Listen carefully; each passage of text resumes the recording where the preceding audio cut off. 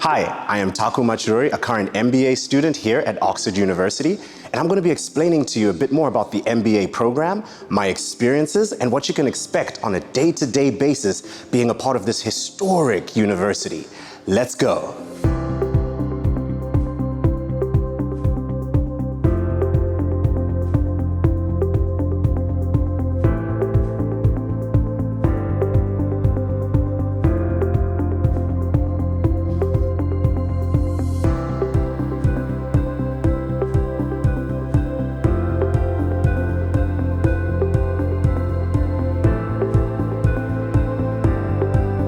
So, right off the bat, why did I decide Oxford University over all the institutions I could have enrolled in? The first is the vision. We aspire to be a world-class business school embedded in a world-class university, tackling world-scale problems. And that's evident in our student population that represents 77 different nationalities across a multiplicity of industries, from FMCG, technology, finance, down to social entrepreneurship and social impact, which is housed here in the Scholl Center for Social Entrepreneurship. Last but not least is the strategic priority that the university has on the African continent, where 10% of the student population hails from the beautiful African continent, and I'm proud about that.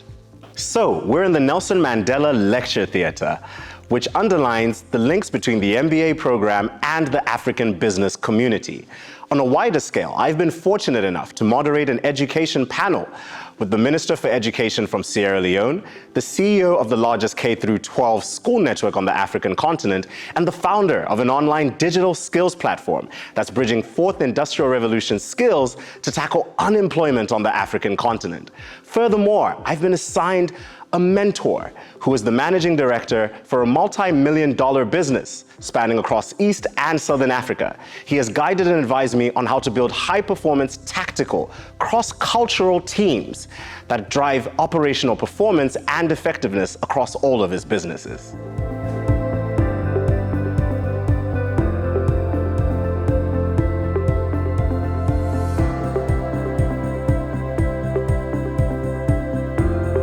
Some of my favorite experiences in this very lecture theatre include meeting Sarah Gilbert, the co-creator of the AstraZeneca vaccine. Having had COVID myself, it was phenomenal to meet the leading light solving this global pandemic today. In addition, I met Alex Gorski, the executive chairman of Johnson & Johnson, the world's largest pharmaceutical company. It was intriguing to hear him talk about how he had to work with the private sector and the public sector to deliver the vaccine globally. Lastly, I met Gordon Sangera, who's actually the co-founder and CEO of Oxford Nanopore Technologies. I learned about his journey commercializing DNA and RNA sequencing technology to fundamentally shift the analysis of DNA today.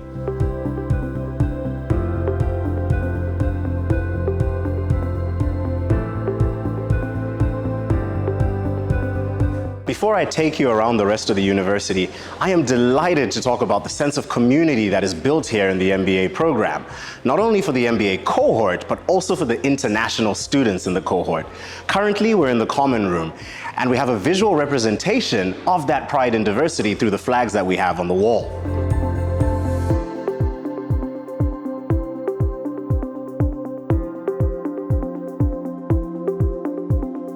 I am a part of a number of communities here at Oxford.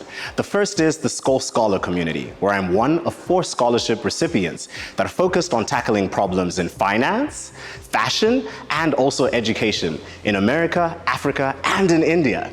Secondly, we have the Oxford Business Networks that bring together current students and practitioners and alumni to actually focus on specific areas when it comes to an industry perspective and also regions. Examples of our OBNs include the Latin American OBN. We also have the Asian OBN, and we have an OBN focused on climate and energy, as well as innovation and entrepreneurship.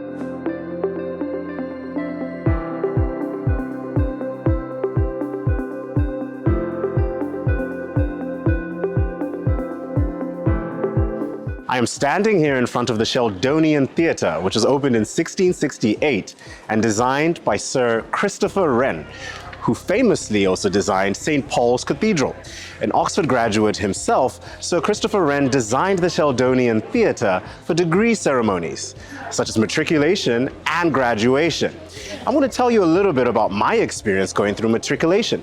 What is matriculation? Well, it's an event that is steeped in tradition where we all come wearing subfask and we sit on uncomfortable seating as all students from all courses are officially welcomed to the Oxford University student body.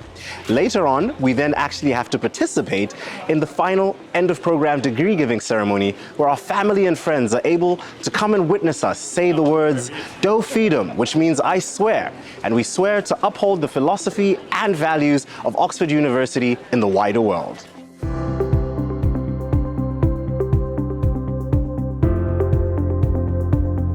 We're standing here in front of Hertford College and the famed Bridge of Sighs.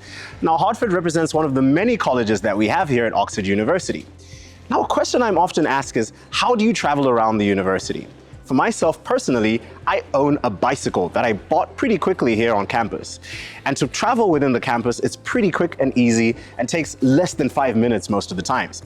Another question I'm asked is whether the colleges accommodate families. The answer there is yes. Some of the colleges actually have nurseries and they have accommodations for entire families.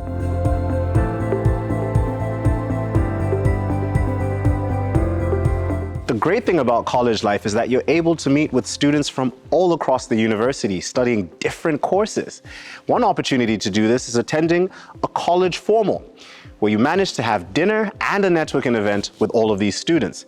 What's really cool about them as well is you can get invited to some of the other college formals and meet other students from other colleges. Moreover, one of the biggest events from the colleges are the balls. I actually attended the St. Catherine's Ball, where I managed to go and see all the students dressed in their best and their finest. Some of the balls might be in black tie and others are even in white tie, and they really demonstrate the impeccable experience that you can get from the colleges.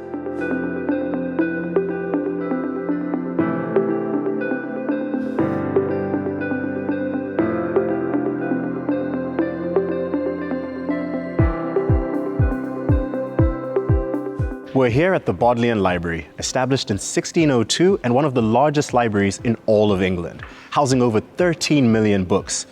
Now, it's not the only library that exists here. Every faculty has a library and every college has a library. Now picture this. If you were to aggregate all of the shelf space that we have here at Oxford University, it would amount to an excess of over 150 miles. London is 60 miles away from here, so you could walk from Oxford to London and walk back and still have excess shelf space. Now, as an MBA, the Bodleian is not the only library you'll have access to. You'll have a number of libraries you can also go and check out, including the Saïd Business School library. Now, let's take a walk and I'll show you my favorite building here at Oxford.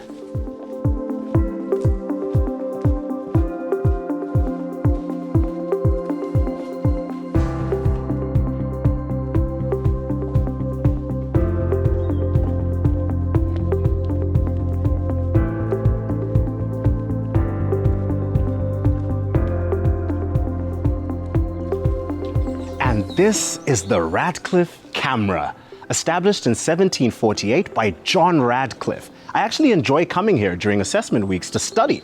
But what's really noteworthy is that the Radcliffe camera is a read-only room, allowing you to read the extensive collection of Bodleian Library books. And that's because the Bodleian Library is not a lending library, but it's actually a read-only library. There's a lot going on here. And to my left, we also have Exeter College, home to Tolkien and Roger Bannister, who managed to run 1 mile in under 4 minutes, something that nobody thought would be humanly possible. Now, there are many sports you can actually participate in here at Oxford. You can be part of running, you can be part of the football team, or you can even be part of the rugby team. I, for example, will be part of the MBAT Experience, which is an MBA tournament that is hosted in Paris, and I'll be competing as part of the rugby team. So, my friends, we come to the end of our tour. I hope you have found it intriguing and interesting as I've explained the MBA program in light of the communities that the program offers, the diversity, and how it is all bundled up and integrated into this world-class university. I look forward to welcoming you to Oxford soon.